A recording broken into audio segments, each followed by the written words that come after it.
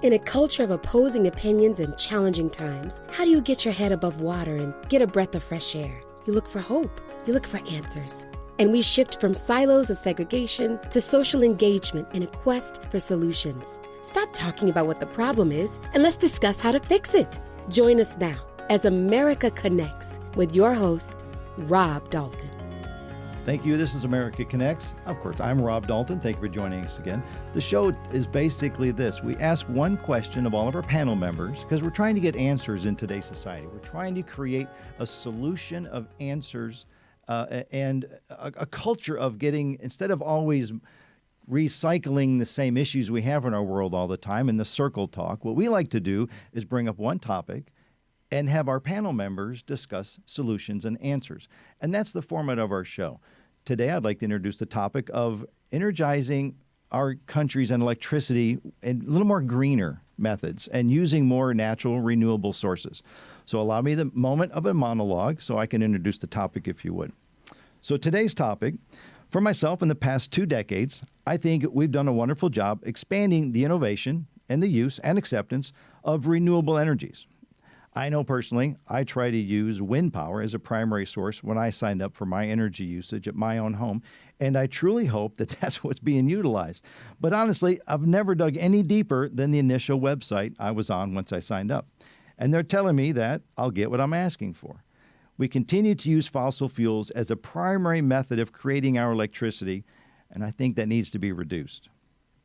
At the government website, EIA.org, Energy Information Administration, it demonstrates that 63% of our electricity generation is from fossil fuels, those being coal, natural gas, petroleum, and other gases. About 20% is from nuclear energy, and only 18% is from our renewable energy sources, the focus of our discussion today. As a user of electricity every day, and even at this very moment as I'm recording this show, I'm keenly aware of how low that number is, and it actually bothers me a little. I don't have a choice. We are losing control of the outcome of our planet, and Mother Nature, I'm sure, would like us to see more use of her renewable energy sources and stop us from digging into the crust and pulling out what we need for our own selfish gain. For the sake of this show, I'll be using an 80-20 split to keep the numbers easier to grasp. 80% uses fossil fuels and nuclear energy, and about 20% from renewable energy sources. I want to know from our panel today, what would it take and what can we do to achieve a level of 50-50 in our country? I think this is one of the most technologically advanced and prolific countries in the world. We should be able to set the standard for all countries around the world and find a system that works. Why aren't we using more of our natural renewable energy sources to generate electricity that drive our lives every day? What can we do to increase the 20% and maybe even double it to, say, 40%?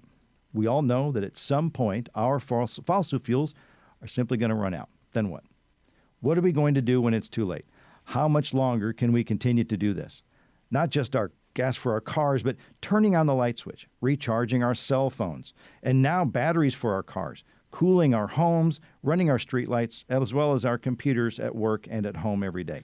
How much longer are we going to waste the core of this earth on our selfish gains in generating our electricity? I've seen the documentaries about Nikola Tesla. I've seen the movie about Tesla, starring Ethan Hawke, and the movie called The Current War, about the fight for domination with the advent of electricity. I think we got a rough start, and as often is the case in America, capitalism won the battle, but I wonder if it's also not going to help us lose the war. The time is now to start thinking about other ways to generate our electricity, to decrease our dependency on fossil fuels and gases, to reduce the split from 80-20 and equalize the distribution of renewable sources to a more balanced 50-50 in the domain of generating our power.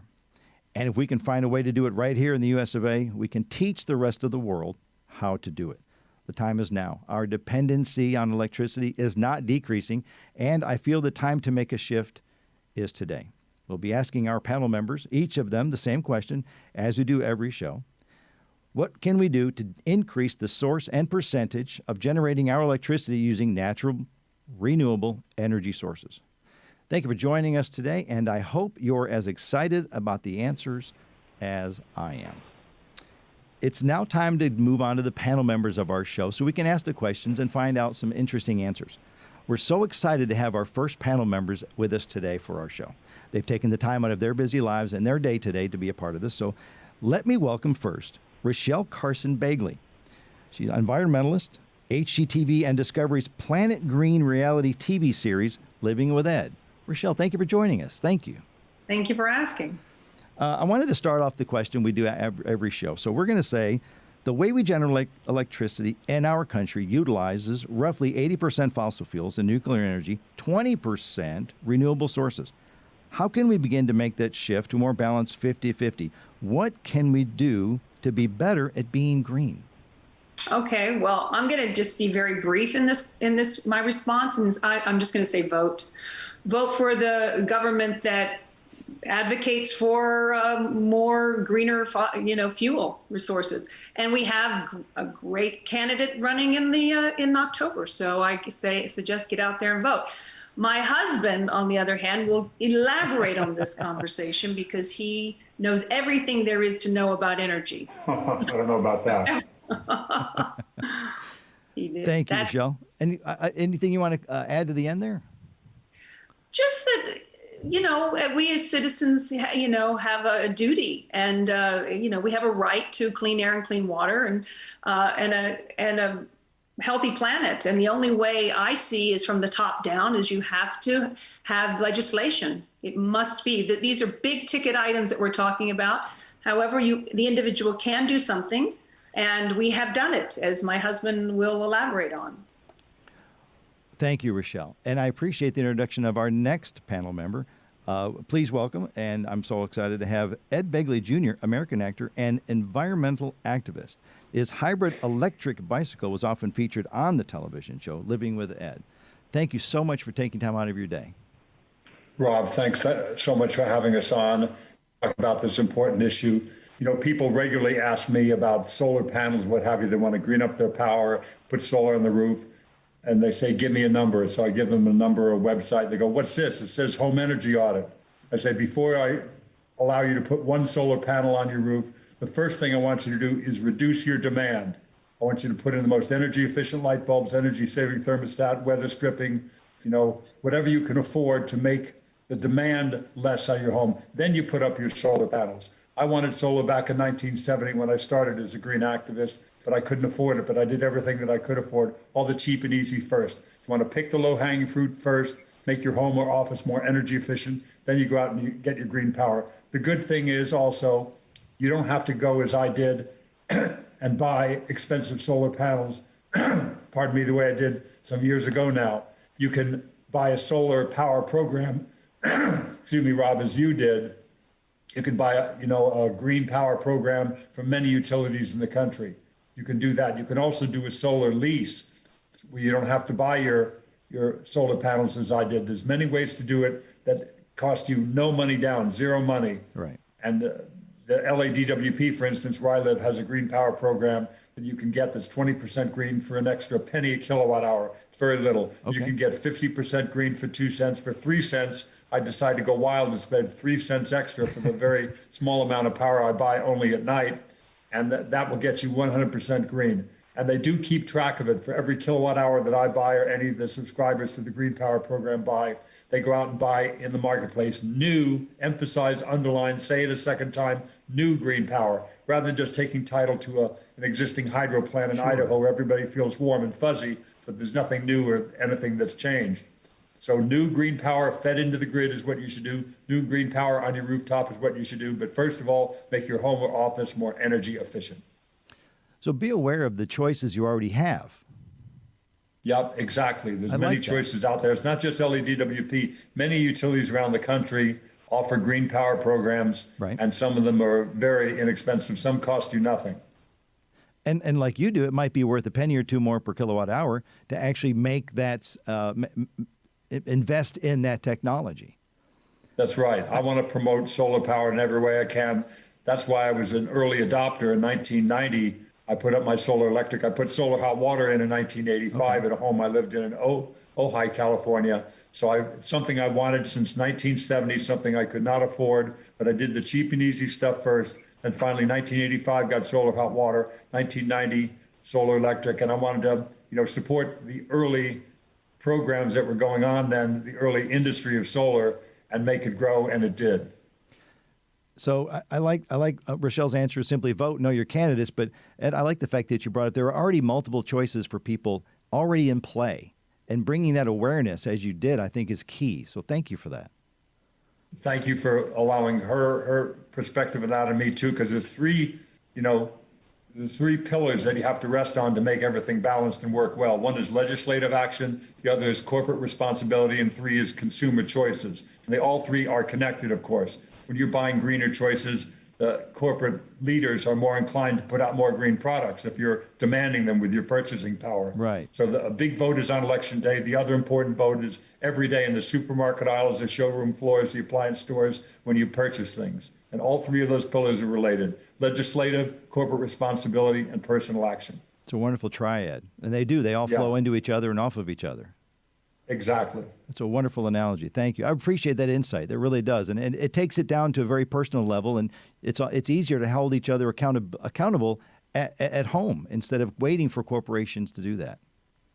That's right. It's very easy to say, look what they're doing to us. What are they doing? Who is they? They is us. We have control over these things in many cases. When people take a stand, governments and industries often listen. Right. They usually do, because their livelihood is at stake. So make those green choices, make your voice heard in every way, and good change will come. Look at what happened in LA. Let's just take one example, the LA Air Basin. From 1970 to date in the LA area, we have 4 times the cars, millions more people, but a fraction of the smog. We did that. It's much cleaner in LA, not dirtier, not the same, much cleaner with all the good laws that we enacted. Impressive. Thanks for reminding everyone of that. Thank you, Rob. It's important, and again, thank you for making it accountable at a very at-home level. I think that's a wonderful reminder. I really do. Thanks, Ed. Thanks, Rachelle. Thank you. Thank you for being a part of the show. America Connects. We're trying to expand as a collective what we can do, and I think both of your counsel was very wise. Thank you. Good luck, buddy. Thank you. We just finished talking to 2 very, very special guests we were lucky to have. Again, Rachel Begley and Ed Begley Jr. Were part of their show. We opened up with them today, and we wanted to get them in in respect for their time. And I wanted to talk with our 3 remaining panel members. Rachel came on, and she had mentioned that very quickly, expeditiously, that her primary comment was to vote. We can only do so much as end users of our electricity and the product line. But her comment was to vote and know your candidates and support the ones that support the green energies. Ed Begley came on, and he mentioned a couple things. He talked about do what you can at home. Be more efficient at home. Know the choices you already have. The fixtures around your home. Sign up for greener energies. And he talked about what I labeled later as the triad, the 3 important pillars: legislation, support, and ask your congresspeople to support legislation for greener energies, corporate involvement and evolution, as well as personal action items, which is what he started with some of the choices at home. So I wanted to recap those for you since you weren't part of that particular panel. But thank you for waiting. We're going to ask the same question to the 3 remaining panel members. We're going to start with Mr. Brelon May out of Denver. Brelon, thank you for joining us today. Yeah, thanks for having me. I wanted to say, I know you're in Denver, but I want you to take a moment and tell us, this is a topic that involves some specialty. I myself am not a subject matter expert. Like many podcasters, I know a lot of little stuff about a lot of different topics, but I'm not an expert at many at all. So define for us your background, if you would, in this area. So I graduated from The Ohio State University with a PhD in material science, and then moved to work where I currently am at the National Renewable Energy Lab. And here I get to work with some of the best researchers in the field of renewable energy at a government sponsored lab. Very nice. Thank you for joining us, Brelon. Now, I'm going to ask the question. The way we generate electricity in our country utilizes roughly 80% of fossil fuels and nuclear energy and 20% renewable sources. How can we make that shift to be a more balanced 50-50? So I think first, it's important to know what we're up against. Good point. Hydrocarbon fuels are extremely good at what they are. Comparatively, there's nothing quite as energy dense. For example, it would take 20,000 pounds of Tesla batteries to store the energy equivalent in 1 barrel of oil, Okay. which weighs about 300 pounds. Batteries also require a lot of work. 50 to 100 pounds of mined material can give you a pound of batteries. And even at Tesla's Gigafactory, the annual output of all of their batteries would only store about 3 minutes of the US electricity demand. Wow. So that's kind of what we're trying to fight against here. That's our uphill climb. Sure. Yeah. But if you actually think about fossil fuels, right? This is remains of past living organisms. Right. And there's a finite number of past organisms, and everyone knows what happened to the dinosaurs. The same thing's going to happen to fossil fuels. Right. We're going to run out. It's going to die. So if we think about what energy is used for, energy is used for electricity. It's used for transportation, heating and cooling, and those are kind of the big ones. If we look at the commercial industry, there's a number of papers that have been published where kind of a push towards 100% renewable. One thing they all have in common is the need for low-cost photovoltaics or solar cells, low-cost storage, which is likely not going to be batteries the way that we typically think of them, and low-cost electrolyzers. So there's a big push right now towards electrons to molecules, basically taking electricity and moving it into the creation of hydrogen for fuels or methane for fuels. So this is an uphill climb, but it is possible. California is operating over 50% carbon free, I saw. Wow. But if we take a step back and we kind of look at what are the biggest things that we know? The sun, right? And the sun is hot. What else is big? Space. Like space is cold. So we have this huge heat sink in space, and we have this huge energy source from the sun. If we can use those to decrease just our overall need for energy, that's kind of the first step. So if you can think of like kind of 40% of commercial industry energy uses are for heating and cooling, temperature control of their buildings. Some places use natural gas to do their heating. If we can switch from natural gas to renewable energies in those kind of areas, that can make a big difference. Okay. You need cooling when the sun is out. The sun will give you energy. You have solar powered cooling. You can power your AC with solar or something to that effect. Conversely, in the wintertime, winter winds are significantly more prevalent. You can use wind energy more in the winter for heating. But these kind of changes are kind of at the grid level. They're hard to implement on an individual scale.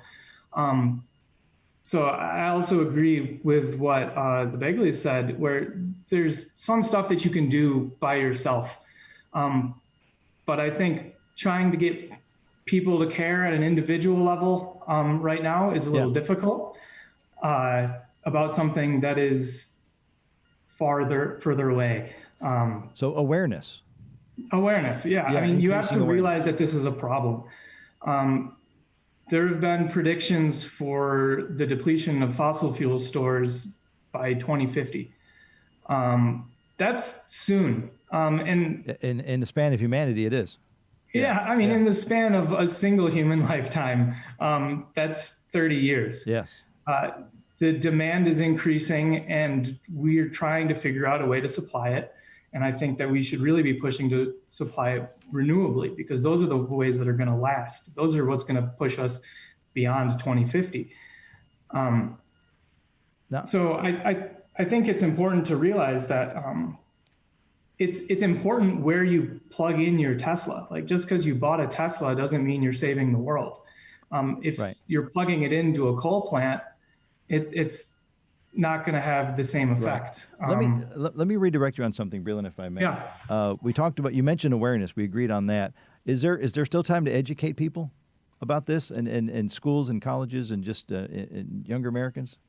I mean, if recent events have taught us anything, you can never stop learning. I think there's a big push towards renewable energies in some communities more than others. There are. Yeah, California's a good example. Yeah, California's a great example. Yes. And that starts with legislature making the big changes to how things are run. But I think there are things that you can convince people to do if they're going to save money, right? Because trying to get someone to do something for free is going to be hard. Yeah, you got to hit them in the pocket. Exactly. Yeah. So if you think about it in the sense that every dollar that you spend, and this goes for anything, is promoting a future towards that direction. If you buy stuff wrapped in plastic, even if you personally feel that that's not the right thing to do, you're promoting it. Businesses have no reason to change. You're supporting They're going to continue doing that. Right. But if you put your money other places, that's where differences start to be made. So thinking about what you buy, buying less new stuff, buying used stuff. Right. It goes back to recycling, and it used to be reduce, reuse, recycle. Now everyone just goes straight to recycle. Like, I drank my Gatorade, it goes in the recycling. Yeah. Reuse that cup, or reuse. Don't buy plastic cups. Like, it costs energy to make all of this plastic. You're right. Brelon, I want to say thank you, and I'll bring you back at the end if you'd like. But I want to, and thank you for your input. I appreciate it. I made some notes. I'm going to come back to those. I wanted to interrupt Brelon for a moment to bring in our next panel member, Mr. Patrick Byington out of Birmingham. Thank you for joining us here on America Connects. Hi there. How you doing? I'm great, Patrick. Thank you. Like Brelon, I wanted to give you a moment to introduce your background and credentials as well. I'll give you a moment if you would, please. Super. Well, I'm a very interesting fellow. I started with a nonprofit group in Alabama called the Alabama Environmental Council. Okay. And I was the executive director for almost a decade. And then I served as on the Environmental Management Commission in the state. And I've worked on conservation for 30 years. Wow. And working on from energy issues to what Brelon mentioned earlier, recycling, but even conservation, saving land. Okay. So you mentioned the 80-20. I guess I should answer your question on the 80-20. I guess I'm on this panel because I'm part of the group that is, I'm a Southerner, and we're the group holding the whole group down. Oh, we are. You're taking credit for that. I mean, you've got California that's got the 50. We've got the maybe 5% here in Alabama. I'll be darned. In Mississippi, you got about 5% too. And so so if you're going to raise it to 50%, you need to get the South to do it. Okay. And there is some encouraging things out there. Part of the encouraging things I want to make sure you know, where is the fastest growing area in the country for solar energy? It's Georgia. It is. Okay. And interestingly, the politics are aligned. You have, guess who are the two groups that came together for solar power in Georgia? I can't even imagine. So just go ahead. Huh? I can't imagine what the results are. So go ahead and pop the answer. It was the Sierra Club and the Tea Partiers. Oh, okay. That is a surprise. And they found out that they both believed in freedom. and the thing is that what more is freedom than having not to be dependent on the energy company, but to have a solar panels on top of your house, where you get to create your own energy. So they've been able to go to their public service commission. All this is civics, right? they were able to go to their public service commission and say, we want more solar and renewable energy in Georgia.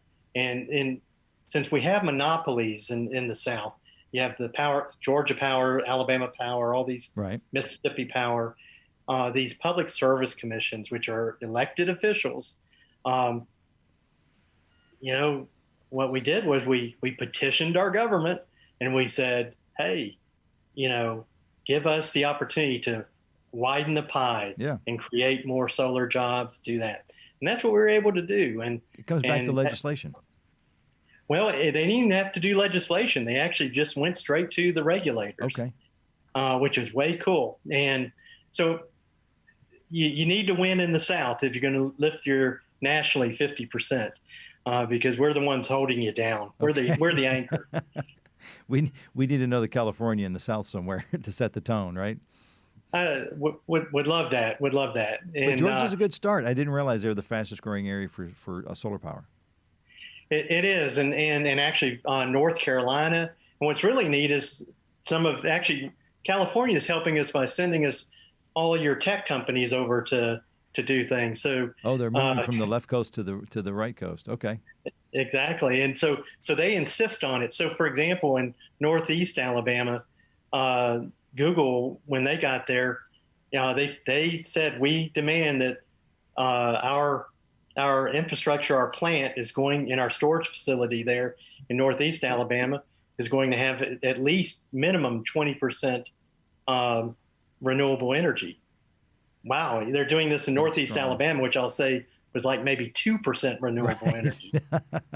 So this is a good deal. And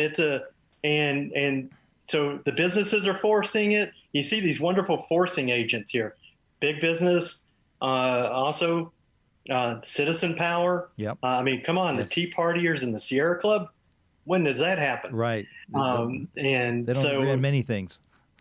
Exactly. So these are good things, and there's so many. It's going to take from the grassroots up. Very good, Patrick Byington. Thank you for your input. I do appreciate that. Thank you. We may come circle back around, but I wanted to move on to our next panel member. Please welcome to the America Connects, Mr. Stuart Cooley. We are happy to have you with us. Thank you. Former professor of renewable energies at Santa Monica College and a master's degree in mechanical engineering. Thanks for being on the show. Well, thank you for having me. I want to ask you the same question as the others, if I may. We like to restate the question for those that may not be watching or listening acutely. The way of generating electricity in our country utilizes roughly 80% fossil fuels and nuclear energy and only 20% renewable sources. How can we shift to a more balanced 50-50? Stuart. Well, as the previous speakers, both Pat and Brelon, pointed out, California is already close to or a much higher rate in terms of producing electricity. The other good news is that utilities all have what are called renewable portfolio standards, this requirement to produce a certain percentage from renewables by a certain year. And that target that was set in California, they kept moving the goalposts further and further away, but California kept meeting the challenge. And when I say further away, I mean nearer. So we had 20% by 2020. We achieved it in 2010. And now it's 50% by the year 2033. So California expects to be there. And California's gone much further. They're now pushing for net zero energy homes, which is this idea that you produce as much energy as you use. Most of it will be produced through solar. And that would help to bring that percentage up to close to 100%. Now, so that percentage is also not a great measure when looking across the whole country, because the whole country is not, homogeneous set of peoples and technologies and natural resource based areas. Brelon pointed out that oil and gas is wonderful stuff in terms of energy density, which is a key point why we're using it. But the potential is there to move. We've, thanks to the work done at NREL and other places, solar is now cheap enough that every state should be looking at it, because there's a higher upfront cost, but then there is zero fuel cost. There's no extraction cost once you've made that investment. True. And with electricity, we found that there are technologies now that can do the heating as well as the electricity use. So heating homes can be done with something called heat pump heaters that are using electricity that leverage the heat that's already in the air or in the earth and can provide the heating necessary. So we have all of the means at our disposal for producing renewable energy for virtually all our needs. It was also pointed out that we will need storage. The battery idea is great, Right. but batteries just hold energy. They don't actually produce it. We're not producing energy when we create a battery. There's a We're difference. You're producing right. the means to store that energy. And so we can get that energy from the sun, from the wind. And if we get it from the sun or the wind, we need that battery because the sun doesn't shine very brightly in California either at night. Right. So that's an important point that we have to remember. And so that's the other reason why we've been staying with legacy power, because we rely on what's called baseload power to support the grid. And baseload is produced through either nuclear energy or our coal plants primarily. Okay. So through the night, we have a nice constant load, and we find that using those two fuels is most efficient to run them continuously. Of course, that's probably not the best solution when it comes to the environment. So this goes back to being able to store the energy that we manufacture or that we produce from the solar panels during the day. We need to store that into the night. And that goes back to what we've all agreed on. The storage issue is a big hurdle. Right. And it's not just night and day. The utility has the unique challenge that when they create a kilowatt hour for consumption, that's also the moment they have to have a consumer to use it. So we see during the course of the day, we'll see a rise in the energy use and then a drop off in that energy use throughout the day. As we brought in solar in California, we created this really obscure curve where the curve dropped in the middle of the day. So we had plenty of power when it used to be a shortage. And now we have this problem of having to produce energy into the evening at a much higher and higher rate just for the evening peak before people go to sleep. And so these are challenges that really weren't anticipated, but now are kind of famously discussed in all of the energy and electricity utility meetings. So it's being able to understand and meet the energy flow of the consumers. Correct. I get it. And of course, it happens to be less at night. There's not nearly as much activity. So when solar is not available. Right. But that peak in the evening is what's biting us right now in California. Because it's a transitional between the daytime and the night.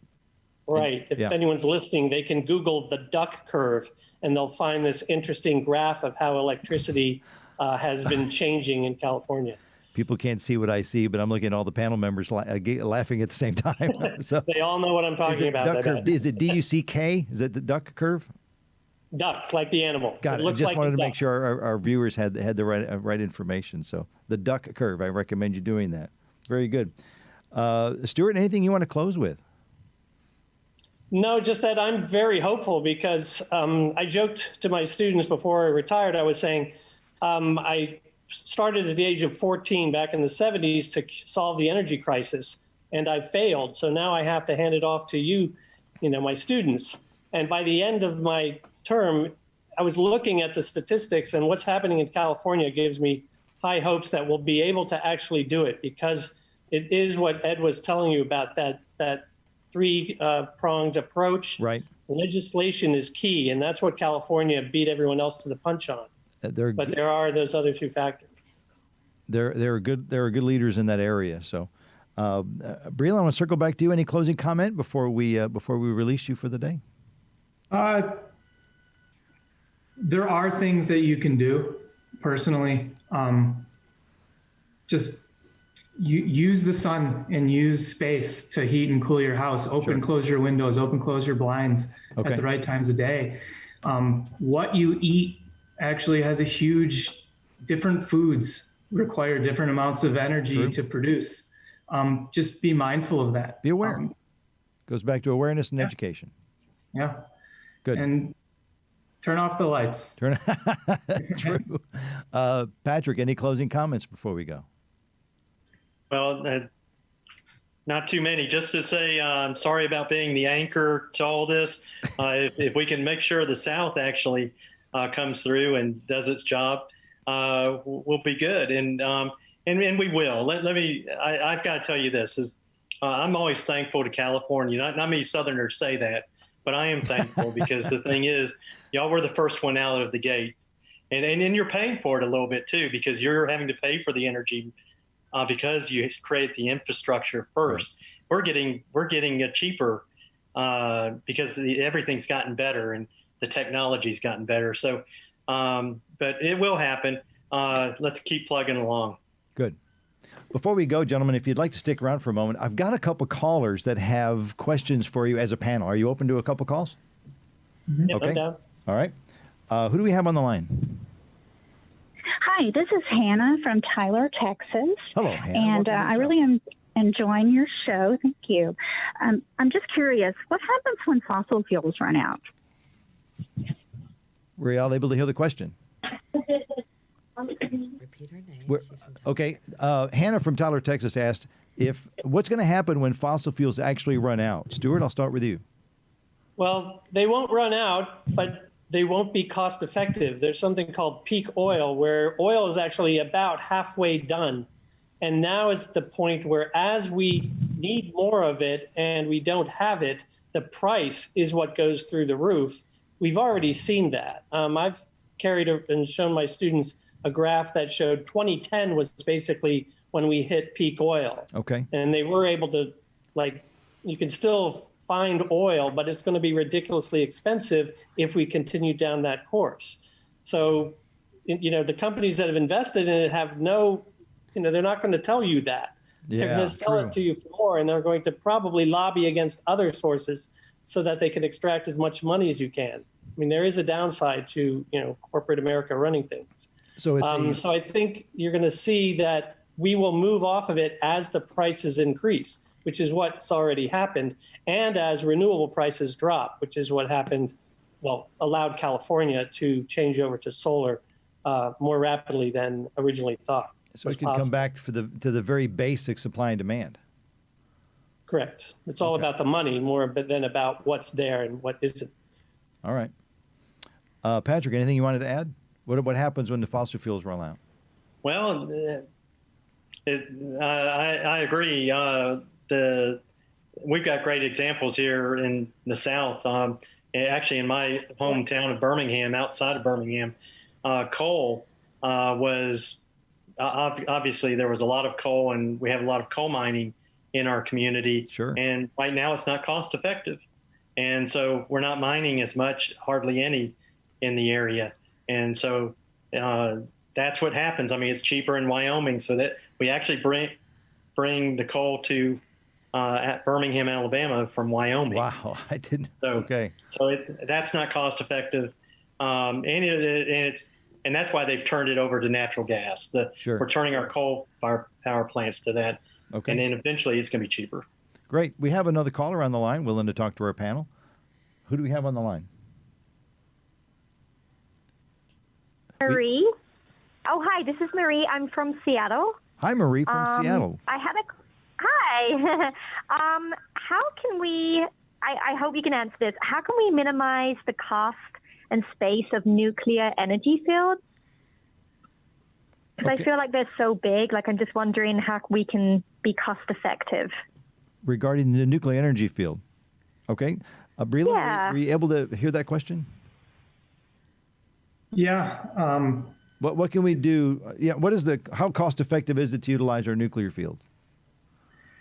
I honestly do not have too much experience in this. I know nuclear waste is very difficult to deal with. It doesn't go anywhere fast, and it's a little problematic, which is why, and then the whole incident in Japan a few years back, people are a little hesitant to get more on board with nuclear, despite even if it did have some possible cost advantages. Do you feel that it maybe more research is necessary there, or should we begin to just really focus more on the renewable energy sources? I think that if you put a lot of research into it, you might be able to solve some problems, but this is a time-sensitive issue. I think research resources would be best spent elsewhere. That's good advice. Thank you, Brelon. Appreciate it. Yeah, thank you so much. Thank you, Marie. Thank you. All right. Have a wonderful day up in Seattle. You too. Have a good one. Bye. Bye-bye.